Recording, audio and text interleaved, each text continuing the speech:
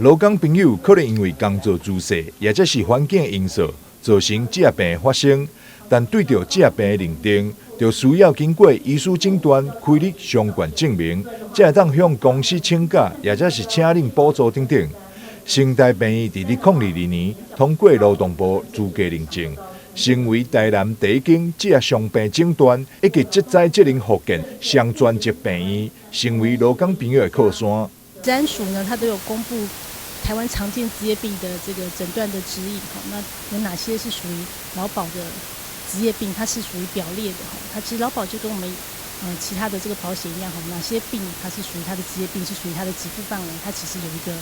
有一个标准就是列在那边，那我们就会，那这个标准都是很多的医师然后经过这个专家的这个讨论确定的。那我们其实一般职业病的判定，我们就会依据它这个标准，然后去找相关的证据，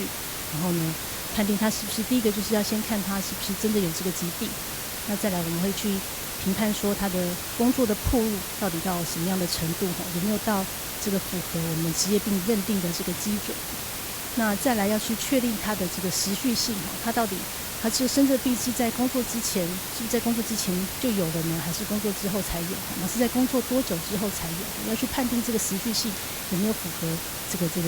有没有合理。那最后就是也需要去考虑说他有没有可能其他非工作的原因引起的，就是有些病人他可能还会运动啊，或者是有其他的这个暴露造成的，所以我们会依据这样子的去标准，然后去